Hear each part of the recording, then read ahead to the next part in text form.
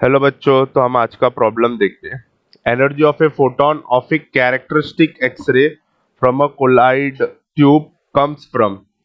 तो हमें यहाँ पर कैरेक्टरिस्टिक एक्सरे जो है उसका उसके फोटॉन्स का एनर्जी किसकी वजह से है ये हमें पता लगाना है।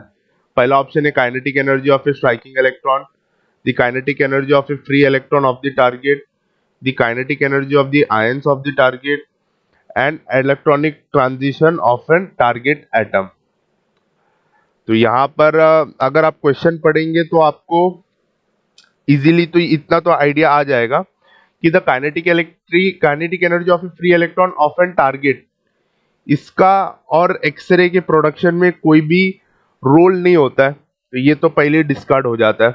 और kinetic energy of A ions of A target, ये तो बहुत कम होता है, ये तो नेग्लिजिबल, ये तो हम काउंट करते भी नहीं है जब हम एक्सरेज की प्रोडक्शन के बारे में बात करते हैं, तो ये भी डिस्कार्ड हो गया। तो अभी ऑप्शन ए और ऑप्शन डी, ये दोनों में से कोई एक ऑप्शन सही होगा। उसके पहले हम थोड़ा एक्सरे के बारे में बात कर लेते हैं कि एक्सरेज दो टाइप के होते हैं। एक तो है कैरेक्टरिस्टिक एक्सरे जो कि हमें क्वेश्चन में दिया है, और दूसरा है कंटिन्यूअस एक्सरे। कैरेक्टरिस्टिक एक्सरे और एक कंटिन्यूअस एक्सरे।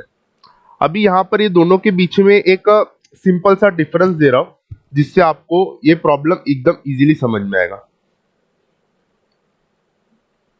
कैरेक्टरिस्टिक एक्सरे जो होता है ये basically difference in energy level की वजह से होता है। ये बेसिकली इस ये बेसिकली किसके वजह से होता है? Difference in energy level. Difference in energy level of shells of the target and इसमें wavelength lambda of X-ray selective होते हैं। मतलब सिर्फ कुछ कुछ एक्सरेज ही होते हैं। जैसे एक्सरे का रेंज है 10 पिकोमीटर से लेकर 1 नैनोमीटर तक का। इसमें से कुछ सेलेक्टेड एक्सरेज ही आपको दिखेंगे। इसके अलावा और कोई भी दूसरे वेवलेंथ का एक्सरे आपको कैरेक्टरिस्टिक एक्सरे में नहीं मिलेगा। अभी हम ये डिफरेंस इन एनर्जी लेवल का कंसेप्ट क्या है वो थोड़ा एक बार समझ लेते हैं। समझ लो ये शेल है के एल और एम, इलेक्ट्रॉन और एटम का। तो यहां पर जो एक्सरे क्रिएट होता है कैरेक्टरिस्टिक एक्सरे, वो बेसिकली यहां पर ट्रांजिशंस की वजह से होता है। जैसे यहां पर एक इलेक्ट्रॉन है, इसको एनर्जी मिला, ये ऊपर गया, क्लियर है, इसके पास एनर्जी m जितना है, बट आफ्टर ये टाइम ये रिटर्न k पे आएगा, तो इसके वजह से जो ये एनर्जी लूज करेगा वो एक्सरे के टर्म्स में लूज करेगा। क्लियर है? तो यहां पर ये जो transition from higher energy level to lower energy level है, transition from higher energy to lower energy level है, उसके वजह से जो एनर्जी रिलीज हो रहे हैं उसको हम कैरेक्टरिस्टिक एक्सरे बोलते हैं। तो ये क्या हो गया, इसको ही नाम दिया है electronic transition from higher to lower energy level.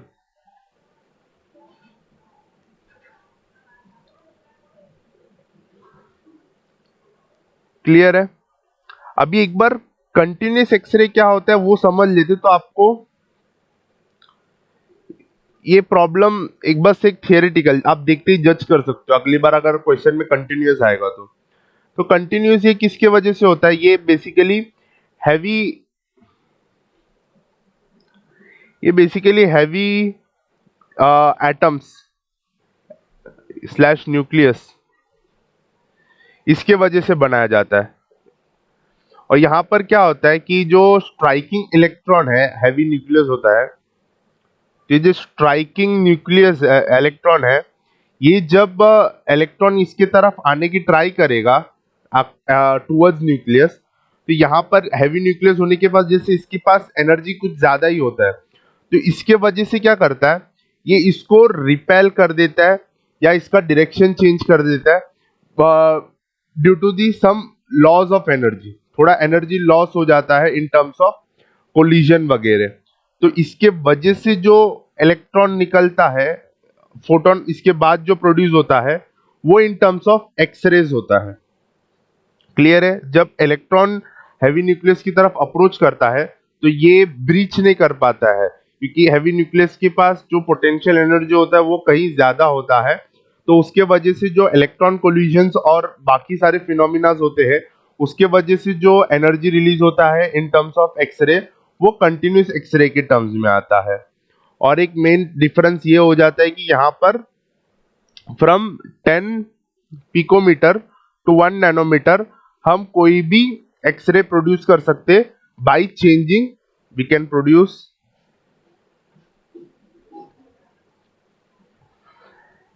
any lambda by changing kinetic energy of electron। तो ये एक्सप्लेनेशन से आपको समझ गया होगा अब तक कि हमारे इस क्वेश्चन का आंसर ऑप्शन डी होगा, ऑप्शन ए नहीं। अगर यहां पर कैरेक्टरिस्टिक की जगह पर कंटिन्यूअस होता तो ऑप्शन ए सही आंसर होता। क्लियर है? तो आई होप आपको ये कैरेक्टरिस्टिक एक्सरे और कंटिन्यूस एक्सरे के बीच में एक डिफरेंस समझ में आया होगा। और अगर ये आपको याद होगा तो आप लोग इसकी तरह और ही क्वेश्चन जहां पर कंटिन्यूस एक्सरे होगा वो भी आप सॉल्व कर सकते हो। तो आई होप आपको ये क्लियर हुआ होगा, ये सब concept between characteristic X-ray and continuous X-ray. Thank you.